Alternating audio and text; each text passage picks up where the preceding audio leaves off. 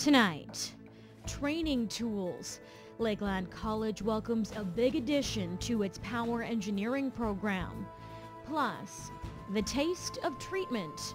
The town of Battleford enjoys a fresh resource. And E. coli expanded. One of Canada's largest recalls in history just keeps getting bigger. In sports, new league. The Lloydminster Border Kings have officially announced that they will be playing in Saskatchewan. This is Newcap News with Lauren Poland. There's about 17.5 tons sitting on the back of that semi, and about a year's worth of planning and design to get this new boiler worth $750,000 built and shipped into town. A lot of that is in the control system that's on it, the computers and control valves and all the equipment that actually bolts on the outside. The boiler will be used for Lakeland's power engineering program, which is unique to the area. It deals with the heavy oil because Lloydminster sits on top of a very large pool of heavy oil. We're right in the middle of it, and there's more heavy oil extraction around here than pretty well anywhere else. So we train our engineers for our specific local market. But the job isn't over yet. A second truck is making its way to the campus, and tomorrow a team of about a dozen people will work to bring the 35,000-pound boiler inside here, where it will be used by the students. Chris Haveman will be part of that team, helping plan exactly what will happen come tomorrow. We have a crane which is going to walk beside the truck and basically pick it up and walk it in through the double door or the single door. Then we're going to have to skid it into the building and lift it by hand onto the housekeeping pad. It only fits through the door with an inch to spare. So it's going to take a little bit of work, coordination. It's a job that's expected to take all day. Kelsey Bloxham, Newcap News. The town of Battleford celebrated the opening of its new water treatment facility yesterday, a huge milestone for the soon-to-be city, marking the completion of one of its biggest projects to date. Peter Quinlan tells us how the new plant will give residents a taste of some fresh water held beneath the surface. Sounds of gushing well water echo within the walls of this new water treatment plant. The facility has been operational for a few months now, giving residents access to an aquifer that lies deep in the ground right below the community. Well water is a natural filter. Town of Battleford has been blessed with an aquifer and a well system that works great for the capacity.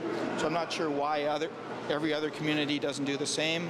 The old water treatment plant was unable to keep up with the town's booming population, so with the help of joint funding from the federal, provincial and municipal governments, the second largest project this community has ever undertaken became a reality. The town of Battleford was facing a zero capacity 5 years ago on any future growth. Community planning identified that, and we're very thankful to the province and the feds. We have better water treatment and quicker water treatment, and our water capacity got upgraded by 220,000 gallons. I think these 4 treatment units can bring in 1,400 gallons a minute. Having the capacity to supply good top quality water like this in the future that makes these types of situations so valuable. Residents living just a few minutes away in the city of North Battleford drink North Saskatchewan river water, which led to a stream of water quality issues during last spring's flooding season. The town says they are avoiding this problem by having a strategic water source located in a nearby park. We have 3 wells, or high production wells, and then we're in the process right now through this grant to have another well installed. We use only well water to feed these tanks, so there is no surface water, so we never have problems with turbidity. And with a booming population of 4,250, the outgoing mayor believes this new source will help provide the necessary ingredients to sustain the town as it grows towards attaining official city status in the years to come. It means safe, sustainable water to get us into city status. Right? The population of Battleford just went over the 4,000, so we have the capability to add another 50% more people and safe, sustainable water for all of those people in the future as well.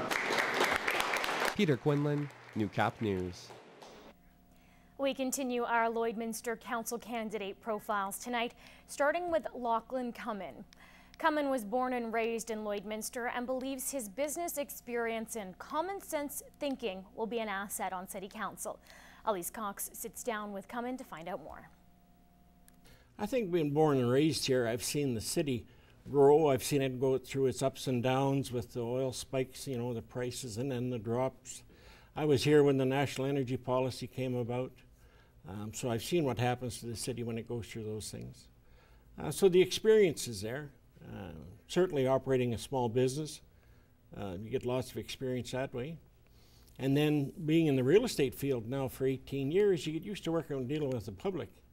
And a lot of that, when I was on the school board, was good preparation for dealing with the public as well. What do you think the biggest issue facing Lloydminster is right now, and if elected, what will you do to fix it? Well, the biggest issue is growth, right?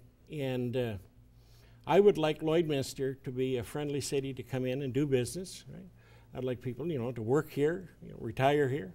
So yeah, I see growth as being the thing. And what steps will you take to fix it? I don't think it's broken, really. It's just, it's I don't know if it's in a state of flux or whatever. It's starting to come about. The city of Lloydminster is starting some preventive maintenance programs. So what I hope to do is work with the city council to see that we've got policies in place that the city staff and employees and stuff like that can get their, you know, can do their work and they have the latitude to do that work. Elise Cox, Newcap News. And now we hear from Ian McCormack. McCormack says he wants council to be more open and transparent and would like regular meetings to be later at night so the working public can attend. Well, Ian, there is a long list of candidates vying for 6 spots on City Council. What do you think makes you different? What distinguishes you from the other 15? Well, what distinguishes me is that I have 10 years of business experience spending money for other businesses, basically taking someone else's money and spending it on them. Now, working for City Hall is an even tougher problem. You're taking someone else's money and spending it on someone else. So there's no ownership in that money. So at least I'd like to bring forward 10 years of experience of having ownership of someone else's money, being more responsible. And what do you think is one of the biggest issues facing Lloydminster, and what would you do to change it if you were elected for a 4-year term? How much time do I have? Answer as freely as you'd like. Okay. The biggest issue facing the city right now is that the city is bringing about allowing impulsive and addictive behavior within city limits. What I mean is, we had a good bylaw that worked, okay? City Hall, City Council received correspondence from a lawyer that does not even live here and turned tail on that issue, repealed that bylaw, created a void, created a vacuum of bylaw, and then created a new bylaw, a zoning bylaw that has no teeth, okay? I'm opposed to any bylaw that promotes impulsive, addictive behavior. I do not want Lloydminster to become a magnet for the bad guys. Lloydminster is the hub of the whole region. We have 25,000 people that live here, but we serve over 160,000 people in the outlying areas. So really, everyone comes here to do their shopping. I don't want all the bad guys coming here to do their business also. If you are elected to municipal politics, what do you think you will bring to the table, Ian? I'll bring a different perspective, and I really think I'll be bringing backbone. What I think I'll be bringing to council is I'll be bringing strong backbone that has no family relations, no ties to anyone that can benefit from my decisions. Thank you very much, Ian. That is Ian McCormack running for a spot on Lloydminster City Council.